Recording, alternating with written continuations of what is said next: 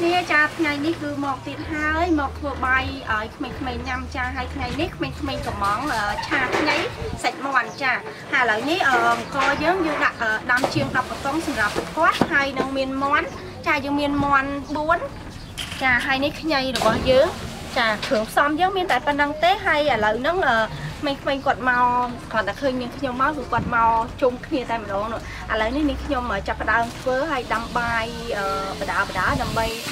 chán dương nâng mà hốt đâm bay điệp trong mình cũng quạt tay mình đó ok lấy ní tam đan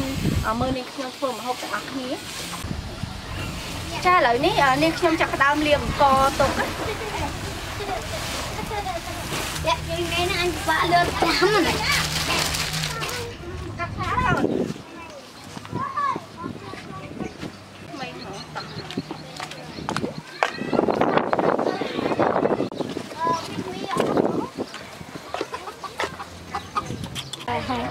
cha lợi ní dương liền có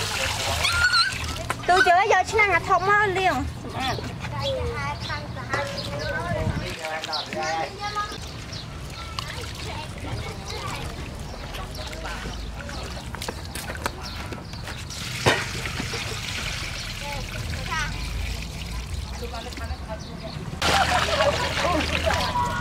bài ông cái nồi mà đây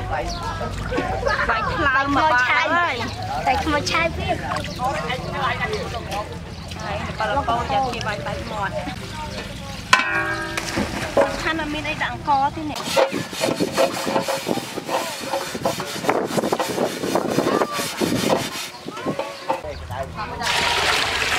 nào này nó sắp chết rồi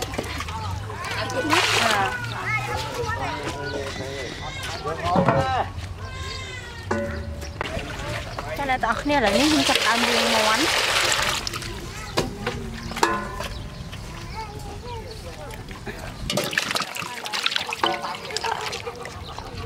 riêng mà đâu phí nó đây xa cái thôn dương ở túi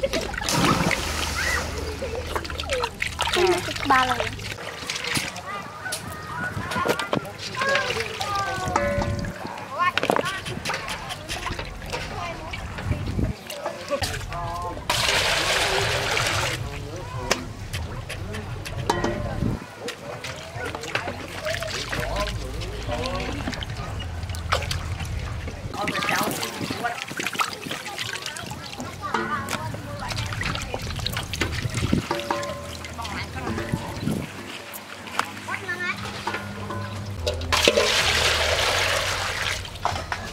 bóng pháo lại nên dân tập tam nhưng nhảy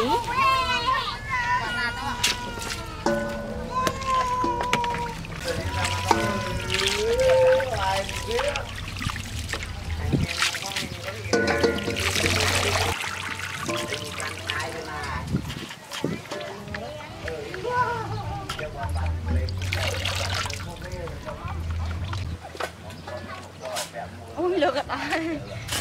luôn chaสำคัญมีเนี่ยมีเต็มกระสอบมุ้ยจ้าช่วยมือจะแขนชุ่มเยอะมือชนังดำบายโอเคอะไรนี่ยังเลี้ยงสำอาดูด้วยเอาหายยำจับกระดาษกับสาย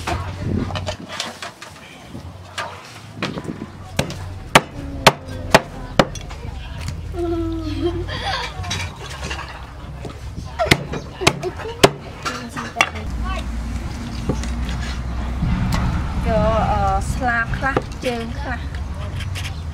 ผมว่าตะเกียบ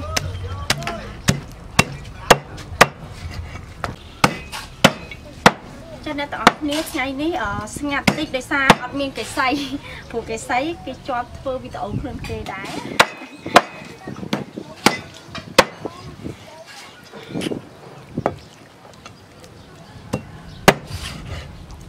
các bạn đặt sân một này tới chừng bạc cặp đấy thế năm này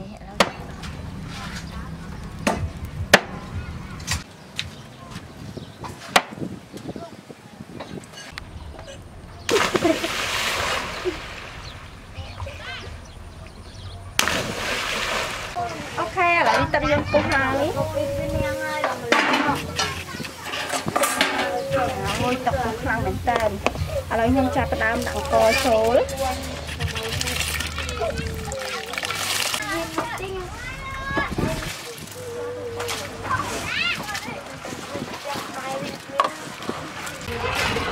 cha là những nhâm tục ở việc bố sắn ba là tốt hoàn nhau mà chọt với hay là dân khổ với lên cái tranh sắn mà còn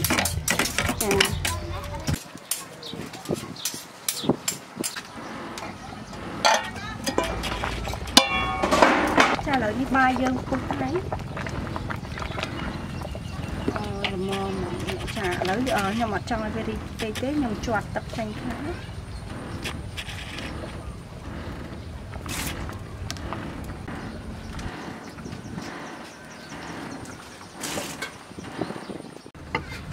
ok lại nếu nhầm chặt đâm cái tấm nó ổn hay ngon với đã căng mà không thấy đấy thầy con không biết quần áo quê nó đã bàn sao kêu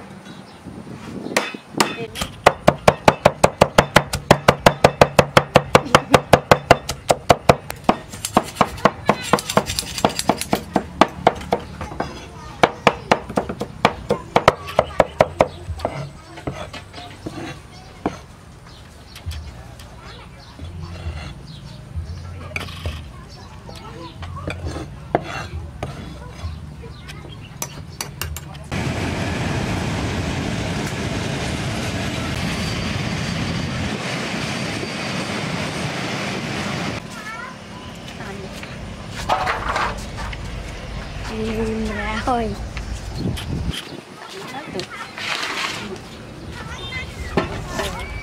bao ở bên kia rồi dựng đua tỏ lại nó dân chặt đan chá lại nó dân chặt đan chá mà con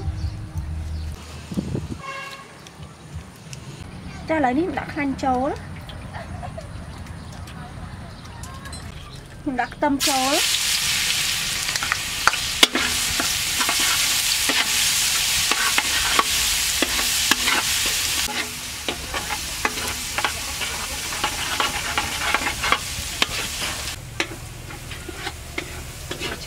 ta lấy mình đã co cho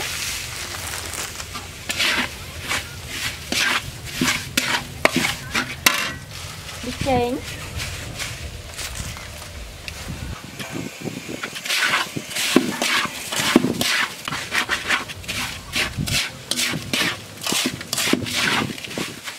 đấy mình đã tập tray cho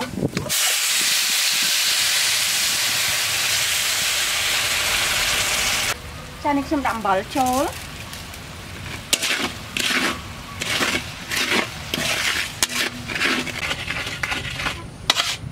nói chuyện dân như hái dân cha đau đã sạch cha lợi ní nhâm chặt đâm đã sạch chối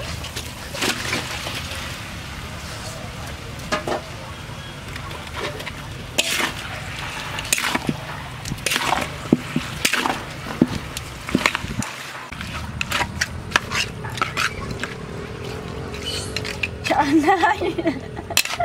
con trả lên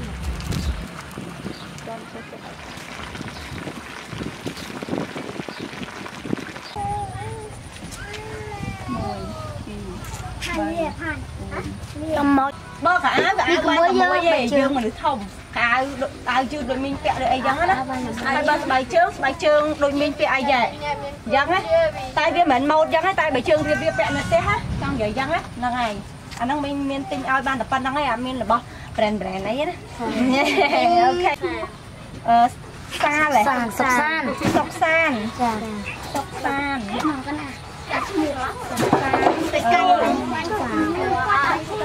mấy chơi thế bài chương à chơi bài chương nè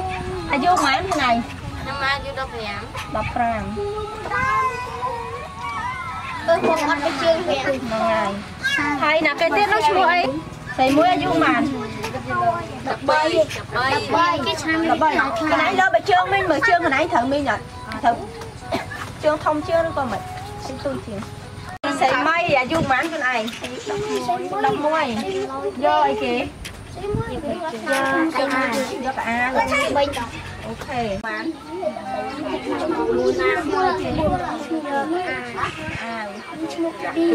thầy chắc là cái tiết là cái con bên chua hao mình Sắc Ali. Còn anh cho bà trơn nhá mà. Sắc hai dân thôi này. Mơ mình mơ tình mơ. Hai dân này. Ok, kẹo lại mán bà trơn nắng. Có thể tàu miền lây mình mình đọc. Sắc sample. Ok. Alo mình đi chơi cái con. Dạ cả. Mấy bà trơn còn anh chui cái cà na. Bà trơn lấy sao mà. Sample lại. Cà na. Nhưng mà đặt lời nó không chặt đam đặt ngay chỗ này đó kia chà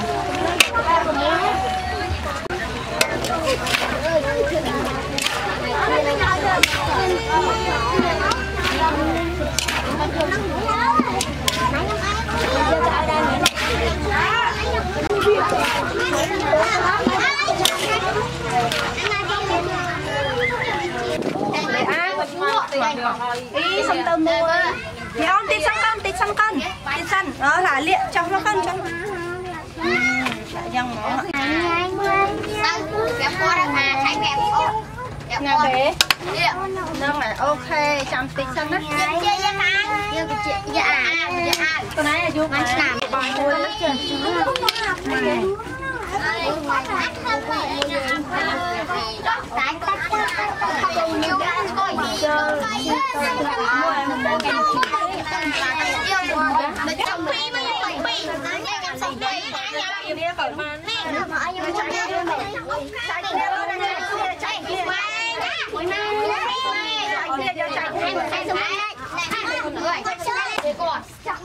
cái nhau